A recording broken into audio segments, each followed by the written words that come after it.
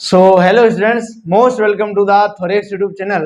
आज हम स्टार्ट करेंगे last lecture of the plant kingdom chapter, जिसके अंदर हम एंजियोस्पर्म की डिटेल पढ़ेंगे। बेसिकली पिछले लेक्चर में हमने जिम्नोस्पर्म की डिटेल पढ़ी थी डिटेल में। आज हम स्टार्ट करते हैं एंजियोस्पर्म की डिटेल को समझना। तो चलिए बिना टाइम वेस्ट के स्टार्ट करते हैं भाई। सबसे पहले तो वर्ड लिखा गया है आपके सामने एंजियोस्पर्म। जैसा कि मैंने आपको बताया कि एंजियो का मतलब भी होता है वेसल्स और स्पर्म का मतलब भी होता है सीड। यानी कि जैसा कि जिम्नोस्पर्म में पढ़ा था, जिम्नोस्पर्म के अंदर जो जाइलम टिश्यू होता है उसमें कोई भी वेसल नहीं मिलती है, लेकिन एंजियोस्पर्म के अंदर जो जाइलम टिश्यू होता है उसके अंदर वेसल प्रेजेंट हो जाती है, यानी कि वेसल्स का फॉर्मेशन हो जाता है। और यहाँ पर सीड तो ऑब्वियसली बनते ही हैं, क्योंकि जिम्नोस्पर्म में भी सीड बन गए थे। यहाँ तो फ्रूट का फॉर्मेशन भी हो जाता है। Basically seeds are formed inside the fruit, जो कि बीज होते हैं, सीड होते हैं, वो किसी फल के फ्रूट के अंदर बनते हैं। बेसिकली अगर मैं आपको समझाऊं तो ये जैसा कि मैंने ड्रॉ किया है ओव्यूल, क्या ड्रॉ किया है ओव्यूल, येलो कलर में। इसके ऊपर होता है ओवरी, क्या होता है बच्चों, ओवरी होता है। ये जो ओव्यूल है ये बदल जाता है सीड में, और ये जो ओवरी है ये बदल जाता है फ्रूट के अंदर। कब बदलते हैं? After fertilisation. फर्टिलाइजेशन के बाद ओव्यूल बदलता है सीड में और ओव्यूल बदलता है फ्रूट के अंदर। हम ऐसा भी कह सकते हैं कि ओव्यूल सराउंडेड होता है ओवरी से, और हम ऐसा भी कह सकते हैं कि सीड सराउंडेड होता है फ्रूट से। बेसिकली यही लिखा गया है, सीड जो है वो फ्रूट के अंदर बनता है, स्पोरोफिल जो है वो ऑर्गेनाइज होती है किसी भी फ्लावर के अंदर।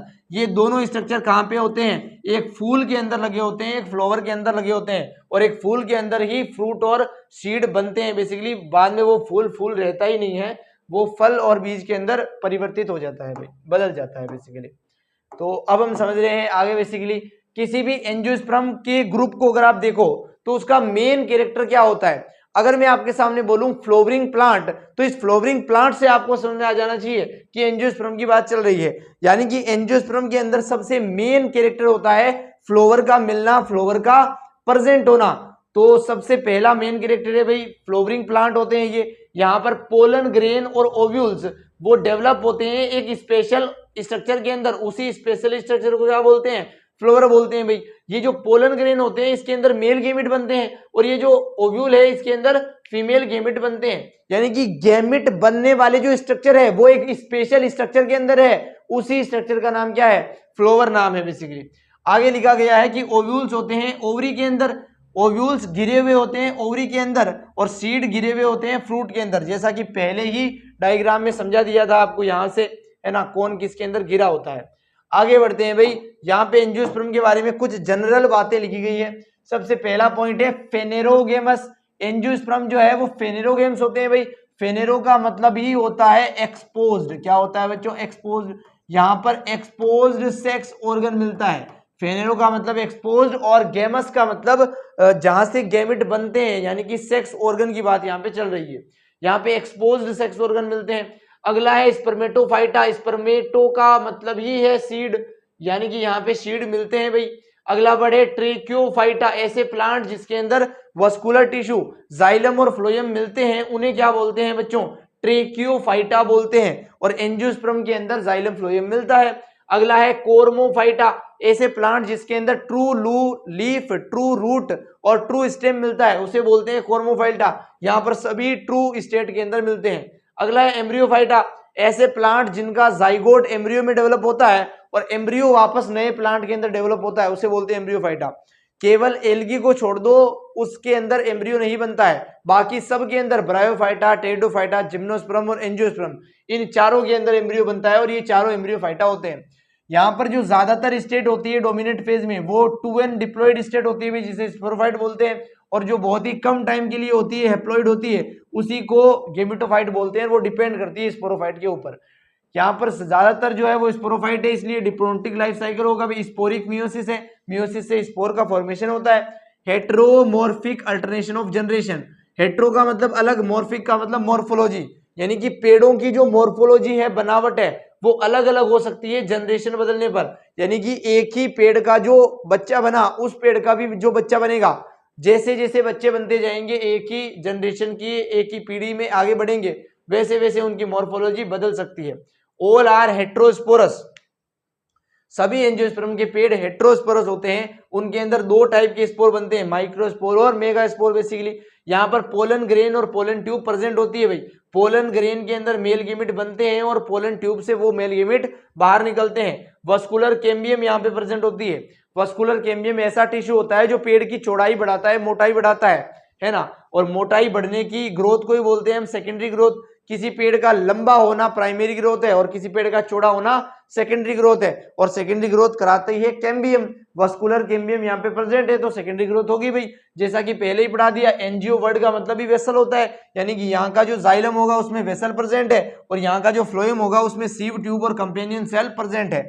उसके अलावा यहाँ पे एंथ्रीडियम और आर्चिगोनिया या फिर आर्चिगोनियम ये दोनों कभी भी नहीं मिलते हैं, ये एब्सेंट होते हैं। उम्मीद करते हैं एक एक वर्ड जो आपके सामने लिखा है वो क्लियर है भाई एंजियोस्पर्म के बारे में। आगे लिखा गया है एक्सेप्शनली लार्ज ग्रुप। ये एक्सेप्शनली लार्ज ग्रुप है भाई, बहुत ही बड़ा ग्रुप है। इसके अंदर बहुत ज्यादा प्लांट आते हैं जो कि अलग अलग हैबिटेट के अंदर मिलते हैं, बहुत बड़ी रेंज के हैबिटेट के अंदर मिल सकते हैं। इनकी जो रेंज है वो माइक्रोस्कोपिक पेड़ से हो सकती है भाई। ऐसा पेड़ होता है जो कि बहुत ही छोटा होता है, पानी के अंदर मिलता है, हरे दाने जैसा दिखाई देता है। अगर उसे आप अपने नाखून के ऊपर भी रखो तो बहुत छोटा हरे दाने के समान दिखेगा। उस पेड़ को बोलते हैं वोल्फिया। और ऐसे बहुत बड़े बड़े पेड़ होते हैं जो 100 मीटर से भी ज्यादा लंबाई में फैले होते हैं, उसे बोलते हैं यूकैलिप्टस। ये जो वोल्फिया है और ये जो यूकैलिप्टस है दोनों ही एंजियोस्पर्म के अंदर आते हैं। यानी कि एंजियोस्पर्म बहुत छोटे पेड़ से लेकर बहुत बड़े बड़े पेड़ों तक फैले हुए हो सकते हैं। ये लाइन लिखी गई है। दुनिया का सबसे छोटा फूल जो होता है वो वोल्फिया का होता है। दुनिया का सबसे लंबा फूल जो होता है वो राफ्लेसिया का होता है। दुनिया का सबसे लंबा एंजियोस्पर्म का जो पेड़ होता है वो यूकैलिप्टस का होता है। और दुनिया का सबसे लंबा पेड़ जो होता है वो सिकोया रेडवुड ट्री 400 फीट लंबा पेड़ होता है, जो जिम्नोस्पर्म के अंदर कल भी पढ़ाया था बेसिकली। तो ये 4 वर्ड है भाई, कौन सबसे बड़ा फूल है और कौन सबसे छोटा फूल है और कौन सबसे लंबे पेड़ है उनके बारे में, तो आप इनको अच्छे से याद कर सकते हैं। आगे लिखा गया है एंजियोस्पर्म की जो मेन प्लांट बॉडी होती है वो 2 एंड डिप्लॉइड कंडीशन में होती है, जिसे स्पोरोफाइट बोलते हैं। इसके अंदर सच्ची रूट होती है, सच्चा स्टेम होता है और सच्ची पत्तियां होती है। जो रूट होती है वो टैप रूट और एडवेंटेशियस रूट दोनों टाइप की हो सकती है। अगर आप किसी बीज को मिट्टी के अंदर डालते हो तो बीज से 2 फाइबर निकलते हैं भाई। ऊपर वाला होता है प्लम्यूल और नीचे वाला क्या होता है, रेडिकल। अगर कोई रूट रेडिकल से बनती है तो उसे टेप रूट और फाइबरस रूट बोलते हैं। अगर कोई रूट प्लम्यूल से बनती है तो उसे क्या बोलते हैं, एडवेंटेशियस रूट्स बोलते हैं। यहाँ पर जो गेमेटोफाइट बनता है वो बहुत ही कम टाइम के लिए बनता है और वो फोटोसिंथेसिस नहीं करता है। अगर ये फोटोसिंथेसिस नहीं करेगा तो इसे डिपेंडेंट होना पड़ेगा स्पोरोफाइट के ऊपर, क्योंकि स्पोरोफाइट क्या करता है बच्चों, फोटोसिंथेसिस करता है। चलिए आगे बढ़ते हैं। बेसिकली यहाँ पे एक फ्लावर का स्ट्रक्चर दिया गया है। इस फ्लावर के स्ट्रक्चर को मैं आपके सामने ड्रॉ करता हूं पहले, है ना। तो यहाँ पर हम एक स्लाइड ऐड कर लेते हैं। बेसिकली इस स्लाइड के ऊपर आपके लिए फ्लावर का स्ट्रक्चर ड्रॉ कर रहे हैं हम, बहुत ध्यान से देखिएगा। फ्लावर के पास एक डंडी होती है, इस डंडी से ये पेड़ से जुड़ा रहता है। इस डंडी को बोलते हैं पिडंकल। क्या बोलते हैं बच्चों, पिडंकल। इस पिडंकल के ऊपर एक थैले जैसा स्ट्रक्चर होता है, इस थैले जैसे स्ट्रक्चर को बोलते हैं थैलेमस। क्या बोलते हैं बच्चों, थैलेमस बोलते हैं। इस थैलेमस के ऊपर एक गोल स्ट्रक्चर लगा होता है कुछ ऐसा, इस स्ट्रक्चर को बोलते हैं बच्चों ओवरी। क्या बोलते हैं बच्चों, ओवरी। इस ओवरी के ऊपर एक पतले डंडे जैसा स्ट्रक्चर लगा होता है ऐसा, इस स्ट्रक्चर को बोलते हैं स्टाइल। क्या बोलते हैं, स्टाइल। इसके ऊपर कुछ ऐसे कॉनकेव शेप का स्ट्रक्चर होता है, इसे बोलते हैं स्टिग्मा। क्या बोलते हैं बच्चों, स्टिग्मा।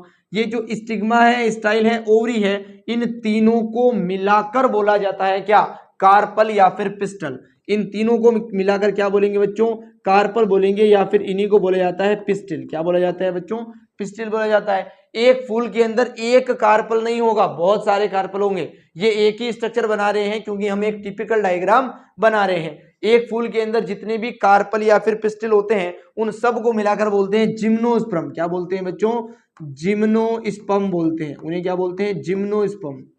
सॉरी, उन्हें जिम्नोस्पर्म नहीं बोलेंगे, जिम्नोस्पर्म तो ग्रुप है बेसिकली पेड़ों का, उसे गाइनोइशियम बोलेंगे, है ना। थोड़ा सा स्लिप ऑफ टंग हो गया, इसे बोलेंगे गाइनोइशियम।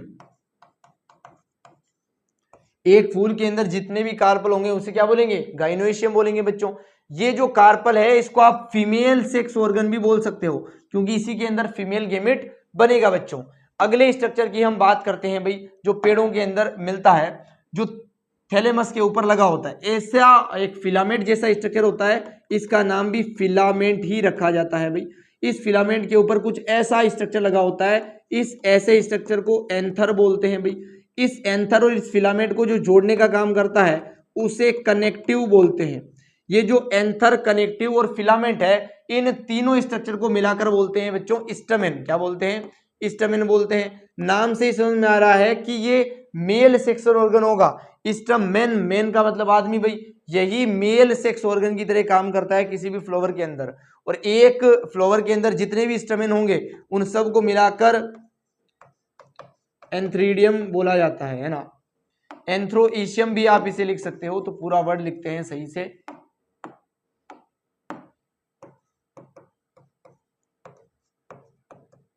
एंथ्रोइशियम। तो गाइनोइशियम और एंथ्रोइशियम वर्ड्स आप अच्छे से देख लो, समझ लो भाई क्या होते हैं। एक फूल के अंदर जितने भी कार्पल है उसे गाइनोइशियम बोलते हैं। एक फूल के अंदर जितने भी स्टैमेन है उसे एंथ्रोइशियम बोलते हैं। एक फूल के अंदर एक ही स्टैमेन नहीं होता है, इधर भी लगे होते हैं। हमने तो केवल उसी साइड बनाया है बेसिकली, कुछ इस तरह से है ना। तो कुछ ऐसा फ्लावर आपको दिखाई देता है। और ऐसे ही आप कार्पल भी बहुत सारे बना सकते हो, अलग अलग फूलों में अलग अलग कंडीशन होती है। तो और भी कुछ स्ट्रक्चर बनाते हैं जो फूलों के अंदर मिलते हैं भाई।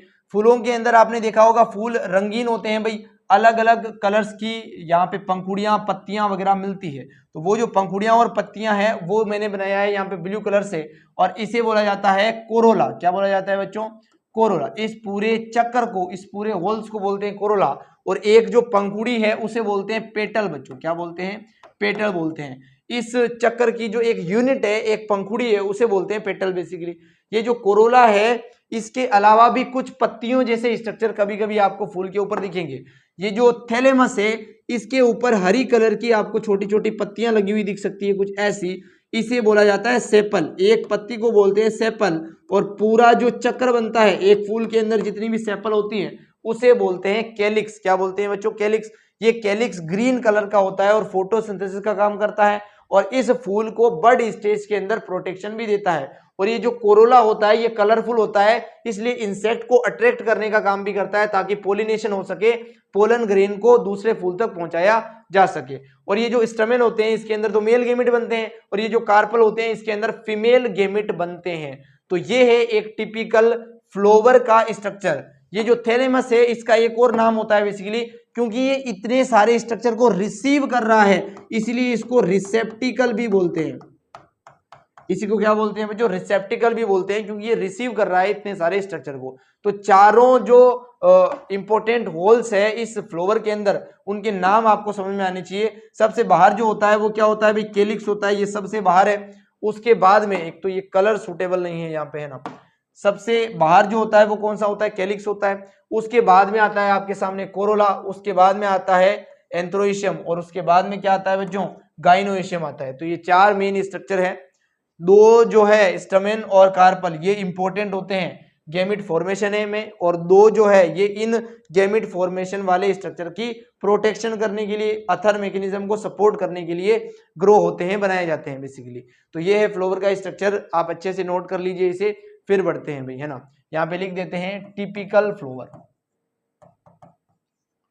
टिपिकल फ्लावर का स्ट्रक्चर है ये। आगे बढ़ते हैं भैया ना, ये लिखा हुआ रहेगा सभी। इस स्लाइड का जो पीडीएफ है वो इस वीडियो के डिस्क्रिप्शन में आपको लिंक मिल जाएगा। सभी वीडियो में मैं ऐसा ही करता हूं, जो भी मैं पढ़ाता हूं उसका पीडीएफ बना के आपको डिस्क्रिप्शन में भी देता हूं, तो आप चेकआउट जरूर कर सकते हो। जो एंजियोस्पर्म होते हैं ना, उसकी दो क्लासें होती है भाई। एक होता है डाइकोट जिसे बोलते हैं डाइकोटिलिडन, एक होता है मोनोकोट जिसे बोलते हैं मोनोकोटिलिडन। मोनो का मतलब ही होता है एक और डाई का मतलब ही होता है दो। यहाँ पर दो कोटिलिडन होते हैं बीज के अंदर। यहाँ पर जो सीड होता है उसके अंदर दो क्या होते हैं? कोटिलिडन होते हैं। जैसे आपने चना देखा होगा, चने को आप दो भागों में तोड़ सकते हो। जैसे आपने मटर देखा होगा, मटर को आप दो भागों में तोड़ सकते हो। जैसे आपने दालें देखी होगी, मूंग की दाल, मोट की दाल, इनको दो दो भागों में आप तोड़ सकते हो। दो भाग में तोड़ रहे हो, इसका मतलब इसके अंदर दो कोटिलिडन होते हैं, और ये डाइकोट होते हैं अगर इनके अंदर दो कोटिलिडन होते हैं तो। कुछ ऐसे सीड होते हैं जिनके अंदर एक ही कोटिलिडन होता है। जैसे गेहूं के बीज को आप दो भागों में नहीं तोड़ पाओगे क्योंकि उसके अंदर एक ही कोटिलिडन है भाई, और वो मोनोकोट का प्लांट होता है। जैसे बाजरे को नहीं तोड़ पाओगे, मक्के को नहीं तोड़ पाओगे, ये सब मोनोकोट के प्लांट है। जैसे चने को, मटर को तोड़ लोगे तो ये डाइकोट के प्लांट होते हैं भाई। यहाँ पर कुछ और डिफरेंस लिखे हैं। यहाँ पर रेंटिकुलेट वेनेजन मिलता है पत्तियों के अंदर। जो डाइकोट की पत्ती होगी वो कुछ इस टाइप की आपको दिखेगी। इस पत्ती के अंदर जो वेन्स होंगे वो कुछ ऐसे जाल जैसा स्ट्रक्चर बनाएंगे, इसलिए इसको बोलते हैं रेंटिकुलेट वेनेजन इन लीव्स। यहाँ पर मिलेगा पैरेलल वेनेजन इन लीव्स। यहाँ की जो पत्ती होगी वो कुछ इस प्रकार की होगी और उसकी वेन्स कुछ ऐसे पैरेलली लगी होगी उसके अंदर।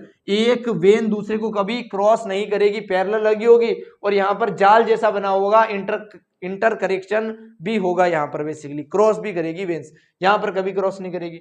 यहाँ पर जो है एक और डिफरेंस लिख देता हूं मैं आपके लिए। डाइकोट के अंदर टेप रूट मिलती है भाई। कौन सी रूट मिलती है? Tap root. और मोनोकोट के अंदर फाइब्रस रूट मिलती है भाई, फाइब्रस रूट। अब इन रूट को भी समझ लो। देखें, इन पेड़ों की जो जड़ें होती हैं, जैसे ये जमीन है, जमीन से जड़ निकल रही है। डाइकोट अगर है तो एक प्राइमरी रूट निकलेगी लंबी सी, इससे सेकेंडरी रूट निकलेगी कुछ ऐसे जाल से, और सेकेंडरी से आगे टर्शियरी रूट भी निकलेगी कुछ ऐसे। यहाँ पर जो फाइब्रस रूट होती है, इनके अंदर जमीन से एक ही पॉइंट से बहुत सारी जड़ें निकलती है, एक ही पॉइंट से, और ऐसा गुच्छे जैसी स्ट्रक्चर बन जाती है। जैसे जवार की खेती में, बाजरे की खेती में जब आप पेड़ को उखाड़ते हो तो आपको ऐसी जड़ें दिखेगी, ये फाइब्रस रूट होती है। और ऐसी जड़ें आपको मूंग में, मोठ में दिखेगी, जो कि टेप रूट सिस्टम की जड़ें होती है। उसके अलावा यहाँ पर टेट्रा और पेंटामेरस कंडीशन होती है, यानी कि जितना भी हमने कोरोला पढ़ा, कोरोला के अंदर जो पेटल्स है वो एक फ्लावर के अंदर 4 या 5 पेटल होगी। जैसे हमने गाइनोइशियम पढ़ा, गाइनोइशियम के अंदर कार्पल आते हैं, तो यहाँ पर 4 और 5 कार्पल होंगे। यहाँ पे ट्राइमेरस फ्लावर होते हैं, यानी कि 3 ही मेंबर होते हैं हर एक वोरल के अंदर। वोरल का मतलब यहाँ पर जैसे कोरोला पढ़ा तो कोरोला के अंदर 3 ही पेटल होगी। जैसे कैलिक्स पढ़ा तो कैलिक्स के अंदर 3 ही सेपल होगी। जैसे गाइनोइशियम पढ़ा तो उसके अंदर 3 ही कार्पल होंगे। जैसे एंथ्रोइशियम पढ़ा तो उसके अंदर 3 ही स्टमेन होंगे। तो यहाँ पर 3 स्ट्रक्चर हैं सारे, यहाँ पर 4 या फिर 5 स्ट्रक्चर हो सकते हैं। तो ये डाइकोट और मोनोकोट के मेन डिफरेंस है बेसिकली, जो मैंने आपको अच्छे से समझाए हैं, आपके सामने एक्सप्लेन किए हैं। उम्मीद भी करते हैं भाई आपको समझ में आए हैं। कोई भी डाउट हो तो आप कमेंट तो कर ही सकते हैं। एनसीईआरटी में एंजियोस्पर्म के 2 डायग्राम दिए गए हैं भाई। ये जो ए वाला डायग्राम है ये कोटिलिडन, डाइकोटिलिडन का है, ये डाइकोट का है बेसिकली। ये जो आपको दिखाई दे रहा है और ये जो आपको दिखाई दे रहा है ये मोनोकोट का प्लांट है।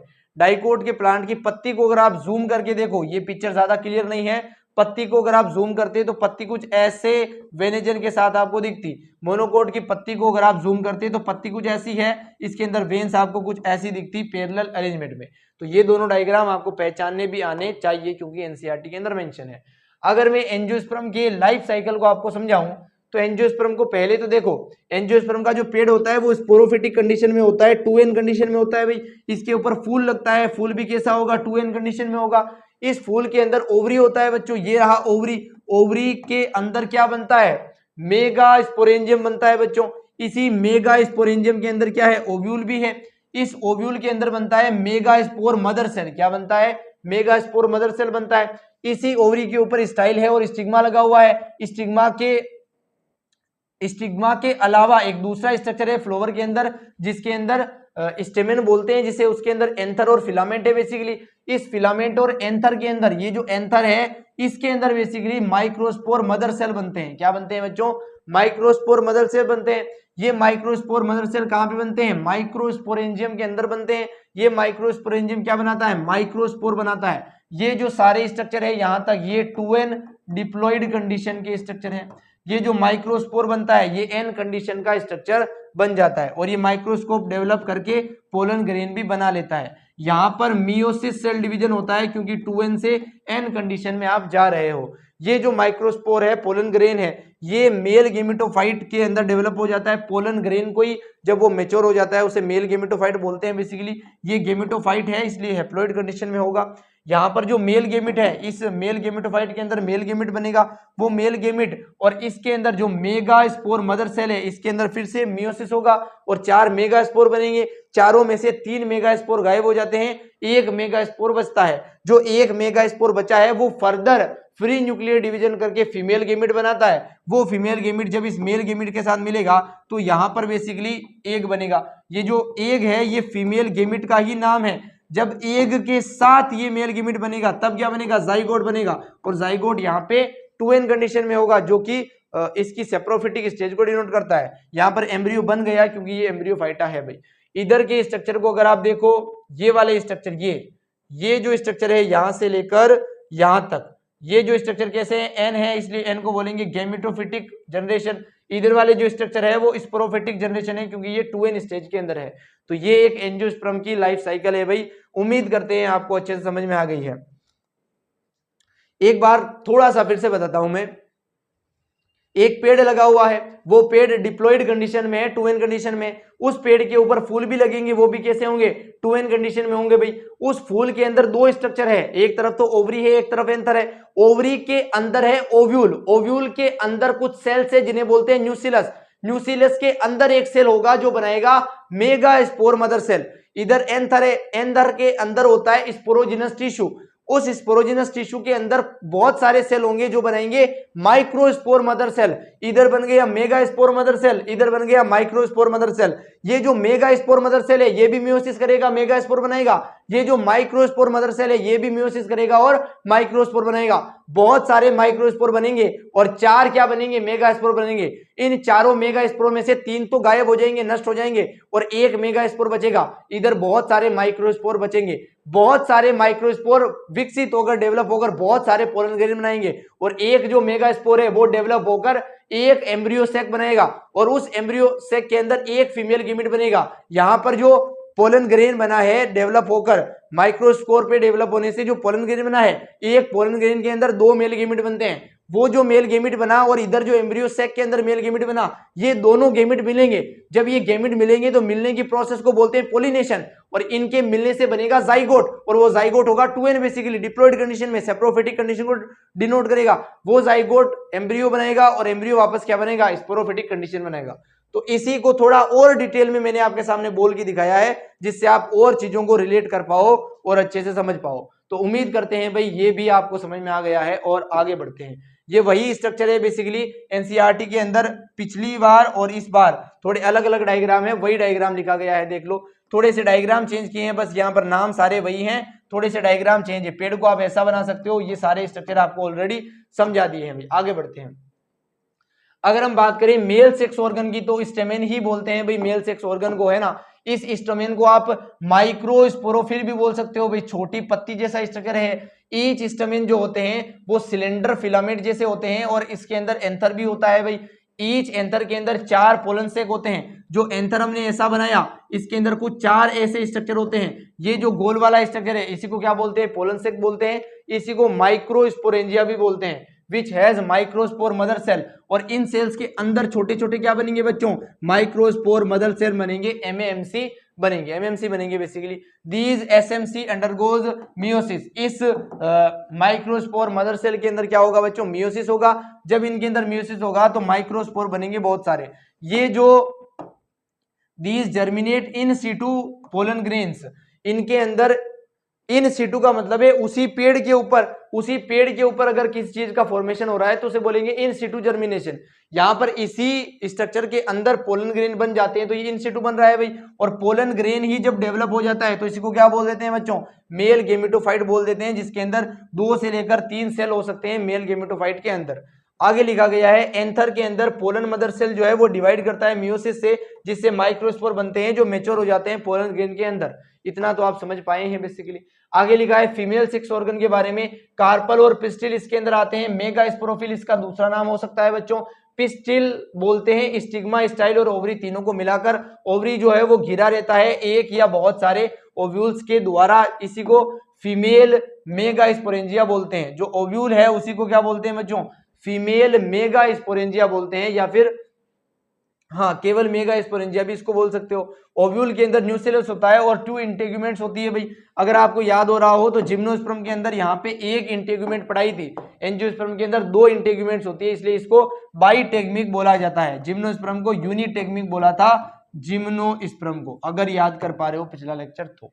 न्यूक्लियस के कुछ सेल्स होते हैं जो मेगास्पोर मदर सेल में बदल जाते हैं। पिस्टिल जो होता है वो कंसिस्ट करता है फूले हुए ओवरी के एक बेस से और एक लॉन्ग सिलेंडर स्टाइल और स्टिग्मा से। Inside ovary ovules are present, ovary के अंदर जो है ओव्यूल्स जो है वो प्रेजेंट रहते हैं।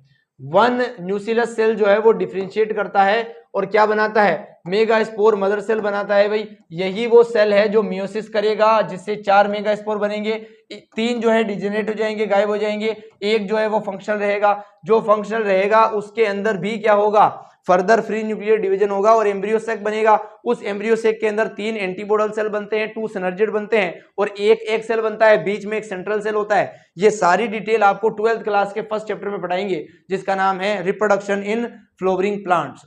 थोड़ा बहुत डिटेल यहीं पे बता रहे हैं जिससे कि ये लाइनें आपको अच्छे से समझ में आ जाए। जनरली ईच ओव्यूल से मेगा स्पोर मदर सेल, एक ओव्यूल के अंदर एक ही सेल होता है जो मियोसिस करता है, बनाता है 4 haploid mega spore, 3 of them degenerate, 3 गायब हो जाते हैं और एक एम्ब्रियो सेक में बदल जाता है basically. With in ovule present highly reduced female gametophyte, female gametophyte ही किसको बोलते हैं, एम्ब्रियो सेक को बोलते हैं भाई। Found by functional megaspore, जो मेगा स्पोर एक बचा था वो एम्ब्रियो सेक बनाता है, उसी को फीमेल गेमेटोफाइट भी बोलते हैं। Embryo sacs are formed is proceeded by the meiosis, hence each cell is haploid. क्योंकि यहाँ पर ईच सेल हैप्लॉइड है तो एम्ब्रियो सेक के हर सेल हैप्लॉइड होते हैं, तो इसके अंदर मियोसिस तो हो नहीं सकता भाई। अब फ्री न्यूक्लियर डिवीजन होता है यहाँ पे। मेगा स्पोर अंडरगोज करते हैं 3 माइटोटिक डिवीजन, क्योंकि सब हैप्लॉइड है तो माइटोटिक डिवीजन ही होगा, जिससे 8 न्यूक्लियस का क्या बन जाता है और 7 सेल का क्या बन जाता है बच्चों, एम्ब्रियो सेक बन जाता है। कुछ ऐसा स्ट्रक्चर बनता है एम्ब्रियो सेक का, अगर मैं आपको बनाकर दिखाऊं तो कुछ ऐसा स्ट्रक्चर बनता है। इसके ऊपर 3 क्या होते हैं, एंटीपोडल के सेल होते हैं, नीचे 2 सिनर्जिड के सेल होते हैं। ये किसके सेल है बच्चों, ये है एंटीपोडल के सेल, 3 सेल ये हो गए। नीचे 2 होते हैं सिनर्जिड्स के, नीचे 2 होते हैं सिनर्जिड्स के सेल, 3 एंटीपोडल हो गए, 2 सिनर्जिड के सेल हो गए। यहां पर ये जो सेल है बड़ा वाला, इसे बोलते हैं सेंट्रल सेल, इसके अंदर 2 न्यूक्लियस आपको दिख रहे होंगे। और यहां पर अलग कलर से बनाएंगे इसको, यहां पर एक सेल और होता है, इसे बोलते हैं एग सेल। इसी एग सेल को फीमेल गेमेट भी बोलते हैं। ये जो पूरा स्ट्रक्चर मैंने आपके लिए बनाया है, ये स्ट्रक्चर है एम्ब्रियो सेक का। किसका स्ट्रक्चर है बच्चों, एम्ब्रियो सेक का स्ट्रक्चर है। इसके अंदर आप गिन सकते हो 3 यहाँ पे और 3 ही नीचे, 6 सेल हो गए, एक ये बड़ा वाला सेल। टोटल कितने सेल हो गए बच्चों, 7 सेल हो गए। न्यूक्लियस आप गिन लो, 3 न्यूक्लियस यहाँ, 3 न्यूक्लियस यहाँ, 6 और 2 बीच में, 8 न्यूक्लियस हो गए। इसलिए लिखा जाता है 8 न्यूक्लिएटेड और 7 सेल्ड एम्ब्रियो सेक जो है वो केवल एंजियोस्पर्म के अंदर ही बनता है और हमें देखने को भी मिलता है बेसिकली। तो उम्मीद करते हैं इतना समझ में आ गया है। अगर नहीं भी आया है तो आएगा ही आएगा, जाएगा कहाँ एक्चुअली, है ना, तो आ जाएगा समझ में धीरे धीरे समय के साथ। ईच एम्ब्रियो जो होते हैं उसके अंदर 8 न्यूक्लियस और 7 सेल्स होते हैं। 3 सेल्स जो है वो अपैरेटस की फॉर्म में होते हैं भाई, है ना, जिसमें एक जो है वो एग होता है, 2 सिनर्जिड होते हैं, 3 एंटीपोडल होते हैं, अभी बना के दिखाई, 2 पोलर न्यूक्लियस होते हैं। पोलर न्यूक्लियाई जो इवेंचुअली फ्यूज कर जाते हैं, मिल जाते हैं और सेकेंडरी न्यूक्लियस को बना लेते हैं। जो पोलर न्यूक्लियस होते हैं वो दोनों आपस में मिल जाते हैं और सेकेंडरी न्यूक्लियस को यहाँ पे बना लेते हैं डिप्लॉयड कंडीशन में। आगे लिखा है पोलिनेशन, पोलन ग्रेन्स का दूसरे फ्लोवर के ऊपर पहुंचना ही क्या होता है बच्चों, पोलिनेशन होता है। Pollen grains after dispersal from anther are carried by wind, हवा के द्वारा जा सकते हैं basically, and other agencies insect animal, इनके द्वारा स्टिग्मा ऑफ पिस्टल, अलग फूल के पिस्टल तक पोलन ग्रेन का जाना ही क्या होता है बच्चों, पोलिनेशन होता है। स्टिग्मा के ऊपर लैंडिंग होती है पोलन ग्रेन की, इसलिए ये लैंडिंग प्लेटफॉर्म है किसका, पोलन ग्रेन का। पोलन ग्रेन जर्मिनेट करते हैं स्टिग्मा के ऊपर, जो कि रिजल्ट करता है पोलन ट्यूब के बनने में, और through stigma style to each ovule, और हर एक ओव्यूल तक पहुंचता है। पोलन ट्यूब एंटर करती है एम्ब्रियो सैक के अंदर, जहां पर 2 मेल गेमिट जो है वो डिस्चार्ज होते हैं, छोड़े जाते हैं उस ओव्यूल के अंदर। दोनों मेल गेमिट में से पहला जो मेल गेमिट होता है वो एग सेल के साथ मिलेगा और क्या बनाएगा, 2n कंडीशन का जाइगोट बनाएगा, और जो दूसरा मेल गेमिट होगा वो सेकेंडरी न्यूक्लियस के साथ मिलेगा, जो सेकेंडरी न्यूक्लियस 2 पोलर न्यूक्लियस के मिलने से बना है, और यहाँ पे 3n ट्रिप्लॉइड कंडीशन बनेगी जो कि एंडोस्पोर बनाएगा। तो यहाँ पे जो जाइगोट है वो एम्ब्रियो बना लेगा, और यही एम्ब्रियो बीज के अंदर होता है जो नया प्लांट बनाता है, और इस नए प्लांट को बनाने के लिए जो खाना चाहिए वो एंडोस्पर्म से जाता है बेसिकली। तो उम्मीद करते हैं भाई इतनी लाइनें आपको अच्छे से समझ में आई है।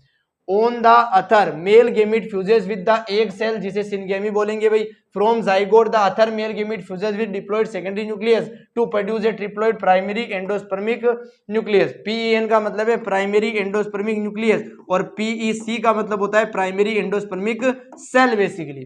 तो ये चीजें आपको ऑलरेडी यहीं पे समझा दी थी हमने इससे पहले भी, है ना। इसका ही नाम क्या है, सिनगेमी है, और इसका ही नाम क्या है बच्चों, ट्रिपल फ्यूजन है, क्योंकि यहाँ पे 3n कंडीशन बन रही है, तो तो इसी का नाम है ट्रिपल फ्यूजन। तो ये सिनगेमी है और ये ट्रिपल फ्यूजन है, क्योंकि यहाँ पे दो घटनाएं हो रही है एक ही फर्टिलाइजेशन में, इसलिए इसको डबल फर्टिलाइजेशन भी बोलते हैं। तो ये सारे वर्ड समझ में आने चाहिए भाई। एक मेल गेमिट एक फीमेल एग मिला जिससे जाइगोट बना, ये सिनगेमी कहलाता है। एक मेल गेमिट और एक डिप्लॉयड सेकेंडरी न्यूक्लियस बना जिससे पीईएन प्राइमरी एंडोस्पर्मिक न्यूक्लियस बना, बेसिकली इसको ट्रिपल फ्यूजन बोलते हैं, क्योंकि यहाँ पे ट्रिप्लॉइड कंडीशन बन चुकी है। ये जो दो फ्यूजन है इसलिए इसको डबल फर्टिलाइजेशन नाम देते हैं भाई। यूनिक कैरेक्टर होता है एंजियोस्पर्म का, ये डबल फर्टिलाइजेशन केवल एंजियोस्पर्म में ही देखने को मिलता है, इसके अलावा कहीं भी देखने को नहीं मिलता है।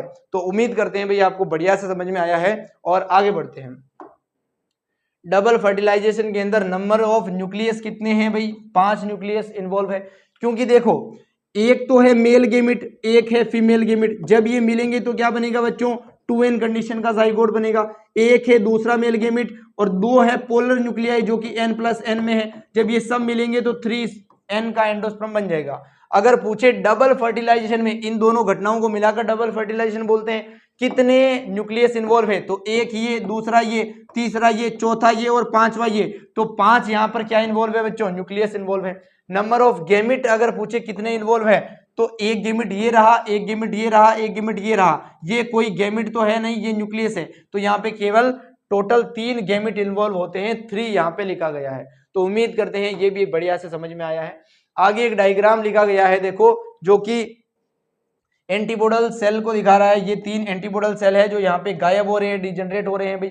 ये प्राइमरी एंडोस्पर्मिक न्यूक्लियस पीईएन बन चुका है जो ट्रिप्लॉइड कंडीशन में है। ये पूरा सेल बन चुका है भाई, जो सेंट्रल सेल था ये पीईसी बन गया, जो सेकेंडरी न्यूक्लियस था वो पीईएन बन गया, और ऊपर बन गया जाइगोट जहाँ पे एक सेल था वहां, और गायब होते हुए सिनर्जिड्स भी यहाँ पे दिखाए गए हैं। तो ये डायग्राम भी एनसीईआरटी का है जो डबल फर्टिलाइजेशन को शो करता है, आपको बढ़िया से समझ में आना चाहिए। आगे बढ़ते हैं। बेसिकली जाइगोट डेवलप करता है इनटू एम्ब्रियो, जो जाइगोट है वो डेवलप होकर एम्ब्रियो बनाता है भाई, जिसके अंदर एक या दो कोटिलेडन हो सकते हैं भाई, डाइकोट और मोनोकोट के अकॉर्डिंग।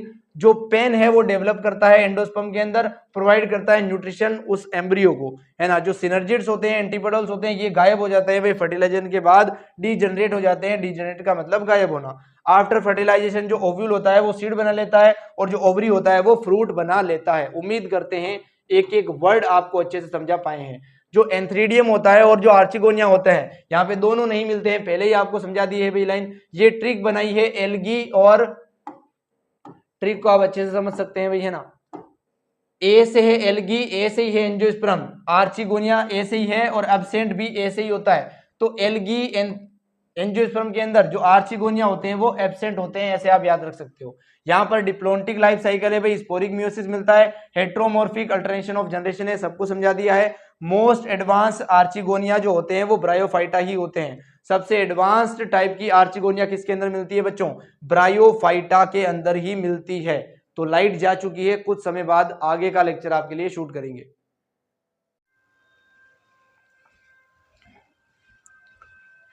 चलिए स्टूडेंट्स, हम यहीं से समझ रहे थे बेसिकली कि मोस्ट एडवांस टाइप का जो आर्चिगोनियम होता है वो ब्रायोफाइटा के अंदर ही पाया जाता है। और इसके आगे समझते हैं अब बेसिकली जो एंजियोस्पर्म है उनका कुछ इकोनॉमिकल इंपॉर्टेंस भी है हमारी लाइफ में, जैसे कि ये हमें खाना भी देते हैं, ये हमें फूडर चारा भी देते हैं, ये फ्यूल ईंधन भी देते हैं, ये मेडिसिन कुछ दवाइयाँ भी देते हैं भाई, और कुछ कमर्शियली इंपॉर्टेंट प्रोडक्ट भी देते हैं। कुछ इतने सब प्रोडक्ट हमें देते हैं, इसलिए हमारी जिंदगी में इकोनॉमिकल इंपॉर्टेंस भी है, आर्थिक रूप से हमें पैसे कमाने में भी मदद करते हैं एंजियोस्पर्म बेसिकली।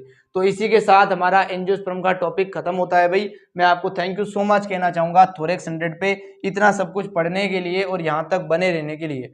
इस स्लाइड का PDF का लिंक तो मैं आपको दे ही दूंगा, लेकिन बीच में लाइट जाने की वजह से जो भी हमने लिखा था वो सब इरेज हो जाएगा भाई। तो समस्याएं बहुत है, फिर भी आपके लिए मेहनत हम कर रहे हैं और जो भी पॉसिबल हो सके आपके लिए प्रोवाइड हम करेंगे। Thank you so much. Again मिलते हैं नेक्स्ट लेक्चर में। Chill then.